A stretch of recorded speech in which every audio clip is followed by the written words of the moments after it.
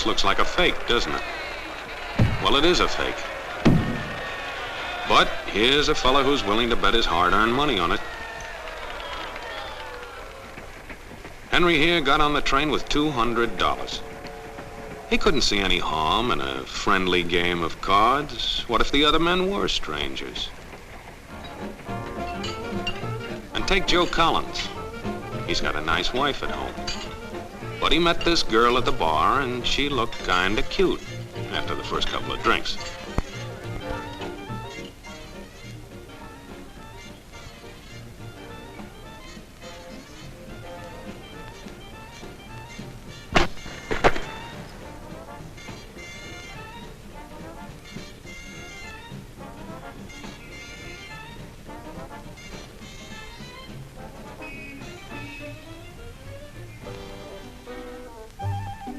There's a good old-fashioned word for people like this.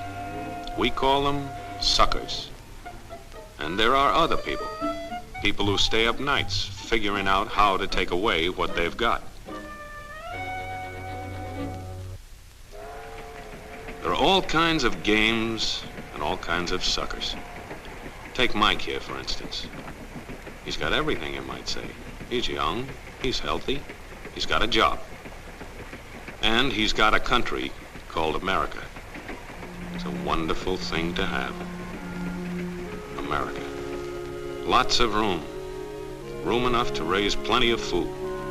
Big factories to make things a man can use. Big cities to do the business of a big country. And people. Lots of people. Enough to work the farm and build the factories, dig the mines, run the business. All kinds of people. People from different countries with different religions, different colored skins. Free people. They can live together and work together and build America together because they're free. Free to vote, to say what they pleased, go to their own churches, to pick their own jobs. Yeah, Mike's got something, all right. He's got America. But there are guys who stay up nights figuring out how to take that away from him. I want to give you the truth, folks. The truth about America. I know you've got a lot of questions. You want to know why you're not getting the breaks you deserve. Well, I'm not a politician. But I've made it my business to study these things, and I happen to know the facts. Now, friends, I'm just an average American. But I'm an American, and some of the things I see in this country of ours make my blood boil. I see people with foreign accents making all the money. I see Negroes holding jobs that belong to me and you. Now, I ask you, if we allow this thing to go on, what's going to become of us real Americans? I've heard this kind of talk before, but I never expected to hear it in America. This fellow seems to know what he's talking about. Yes, he knows all right. What's the answer? What are we real Americans going to do about it? You'll find it right here in this little pamphlet. The truth about Negroes and foreigners. The truth about the Catholic Church. Now, friends, these books are free. Paid for by real Americans who want others to know the truth. Excuse me, young man, but are you actually going to read that stuff? Sure, why not? You heard what he said, didn't you? Yes, I heard. But do you believe in that kind of talk? I don't know, makes pretty good sense to me. I'm speaking to you as an American. And I tell you, friends, we'll never be able to call this country our own until it's a country without. Without what? Yeah, without what? Without Negroes. Without alien foreigners. Without Catholics. Without Freemasons. You know these Masons? What's wrong with the Masons? I'm a Mason. Hey, that fellow's talking about me. And that makes a difference, doesn't it? These are your enemies. These are the people who are trying to take over our country. Now you know them. You know what they stand for. And it's up to you and me to fight them. Fight them and destroy them before they destroy us. Thank you.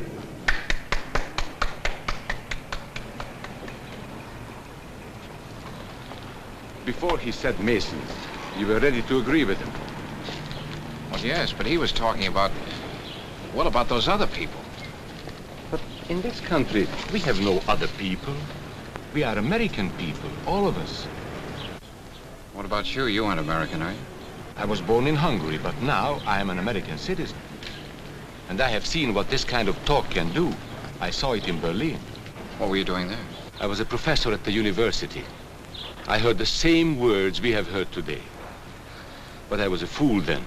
I thought Nazis were crazy people, stupid fanatics. But unfortunately, it was not so. You see, they knew that they were not strong enough to conquer a unified country. So they split Germany into small groups. They used prejudice as a practical weapon to cripple the nation. Of course, that was not easy to do. They had to work hard to do it. You see, we human beings are not born with prejudices.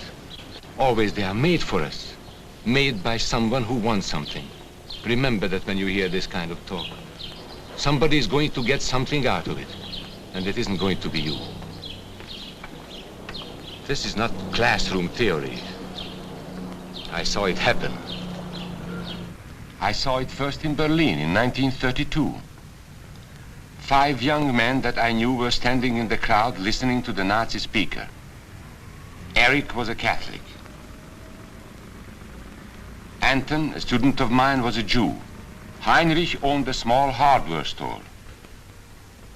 Karl was a farmer. And Hans was an unemployed metal worker. To all true Aryan Germans, I say it is time you inherited the nation which rightfully belongs to you. To you alone belongs the glorious destiny of the greater Germany. The Nazi Party will provide land for the farmer, work for the worker, and profits for the small businessman. Who is getting these things now? The Jew. The Jew who has stolen our nation and our birthright. Who makes all the money and takes all our jobs? The Jew! He must be shunned. He must be ostracized. He must be eliminated. And the Catholics. We don't want our great nation run by a foreign church. We Germans will know what to do with these people when the time comes. They and their faith must be destroyed. Then there are the Freemasons. In Germany, we have no place for secret societies. There will be only one society, and that is the Nazi Party. There will be no secrecy about that in the new greater Germany. One by one, he attacked each minority and he split them off one from the other. These men were all fellow Germans when they came here today. Now they were split into rival groups, suspicious of each other, hating each other. They were being swindled, all of them. But the man who was really being fooled was Hans. He was pure German, according to Nazi standards. To him they promised everything, and he fell for it. You who are true Aryan Germans will share the glorious destiny of our fatherland. You are the pure-blooded, the master race. It is your divine right to rule, and the Nazi Party stands ready to put you into power.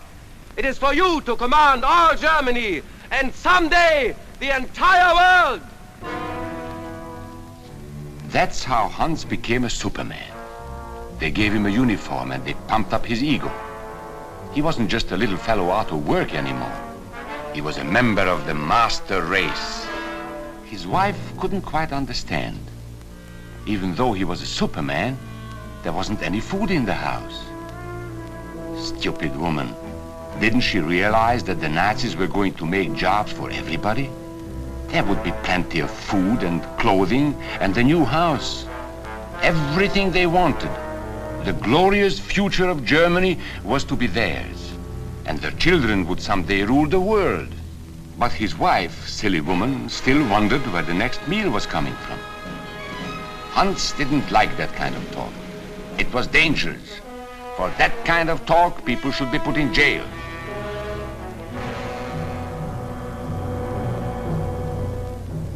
Hans had swallowed the bait all right.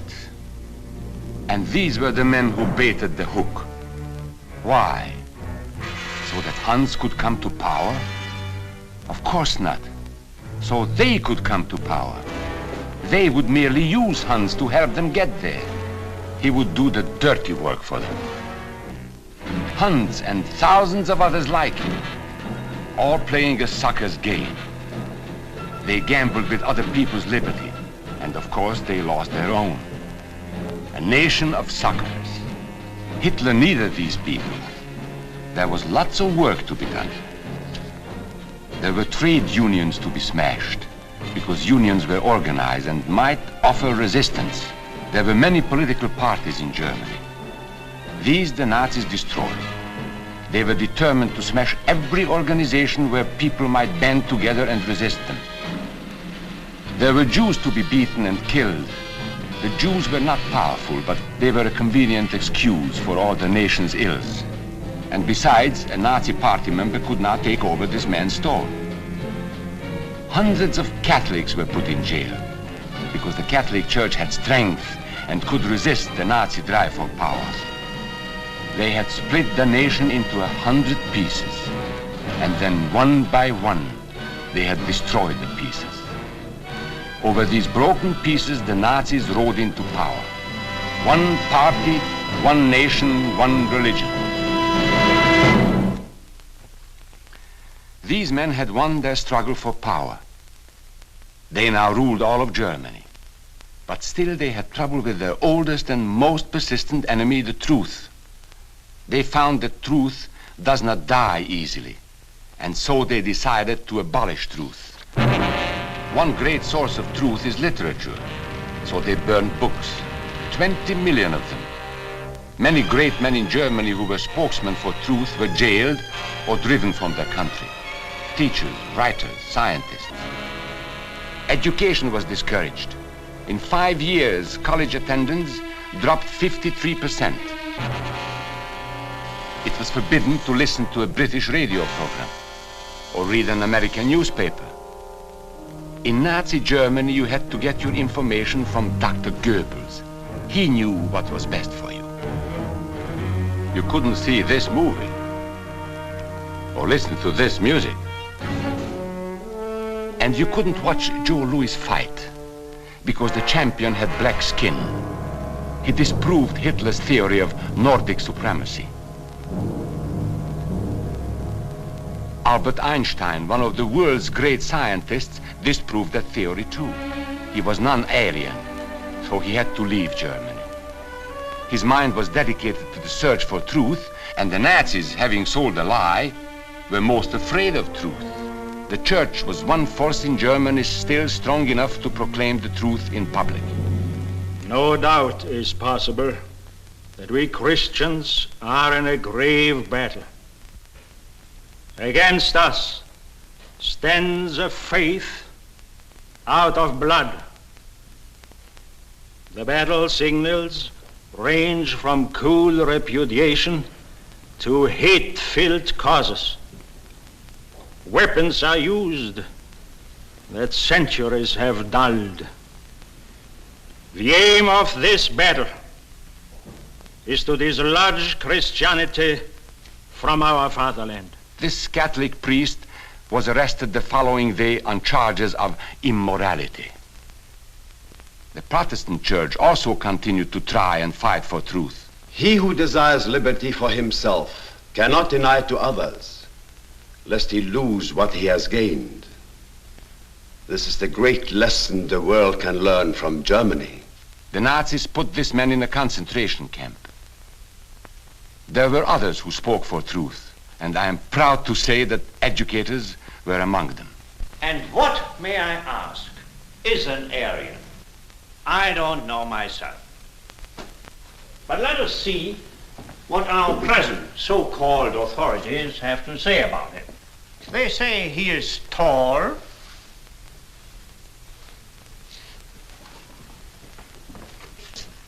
slender,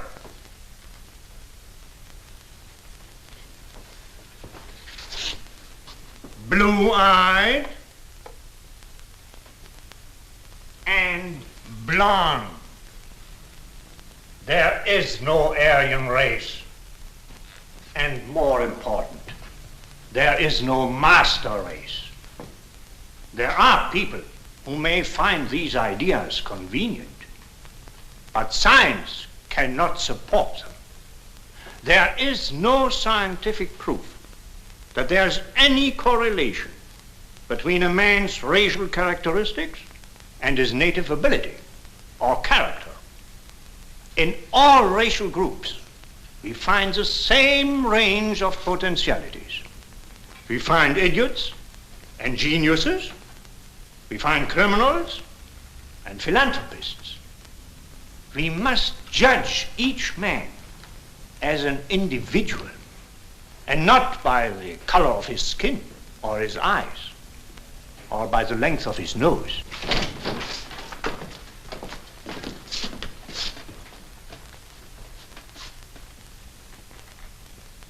Come in, gentlemen.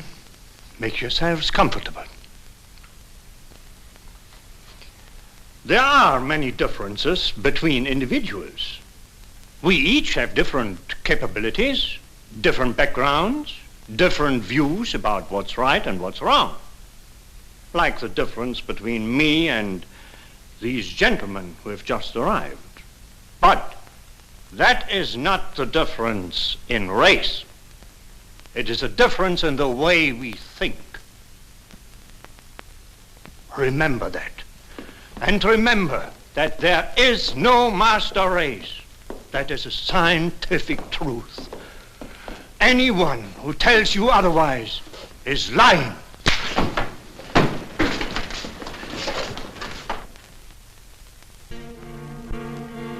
And so for all practical purposes, truth had been abolished in Germany. A lot of my German friends wondered what had hit them. How did it happen? Where did it start? It started right here. And this was where it could have been stopped. If those people had stood together, if they had protected each other, they could have resisted the Nazi threat. Together they would have been strong. But once they allowed themselves to be split apart, they were helpless.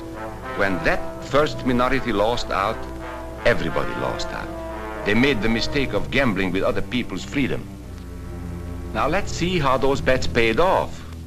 Karl the farmer was gambling on a better life for himself. What he got was extra hours of back-breaking work, as much as 100 hours a week. He was forced to stay on his land and produce what he was told to produce, because now Hitler was preparing for war. For Heinrich, who owned a hardware store, the bet didn't pay off either. 104,000 small businesses were closed in 2 years. And for Hans, conditions hadn't improved any. He had a job now in the munitions factory, but he worked long hours for little pay. The working conditions grew increasingly bad. And even though he didn't like the job, he wasn't permitted to leave it. There still wasn't enough food in his house. Hitler said you couldn't have butter and cannon. So Hans couldn't have butter. And when Hitler decided the time was right, Germany went to war. Not by declaring war, but by a carefully prepared sneak attack. Once again, Hitler needed Hans to do his dirty work. Hans was an expert at brutality by this time. And Hitler had decided to use Hans and his brutality against other peoples, the Czechs, the Poles, the French, the Russians. But in the crucial test of war, Hitler's race theories didn't pay off. His pure-blooded supermen were defeated by the mongrel armies he despised. By the British at El Alamein.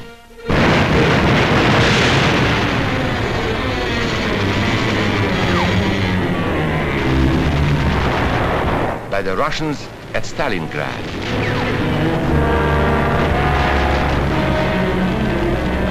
And then on D-Day by American soldiers of every color and religion who smashed across the Normandy beaches and drove on through to the heart of Germany.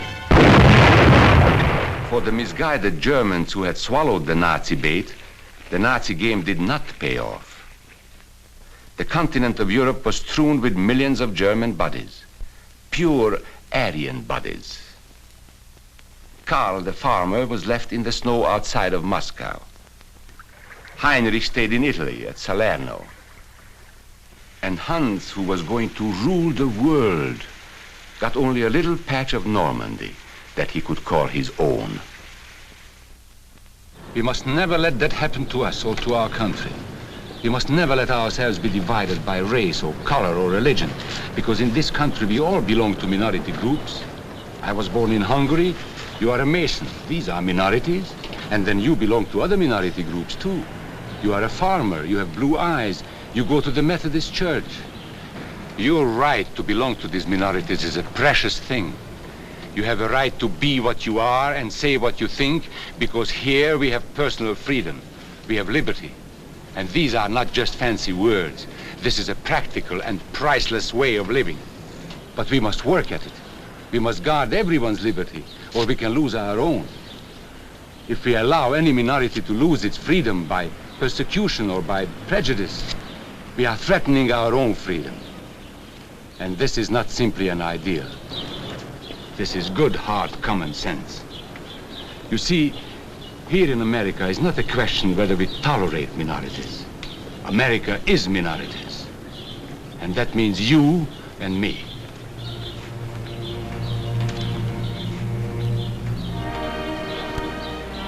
So let's not be suckers. We must not allow the freedom or dignity of any man to be threatened by any act or word. Let's be selfish about it. Let's forget about we and they. Let's think about us.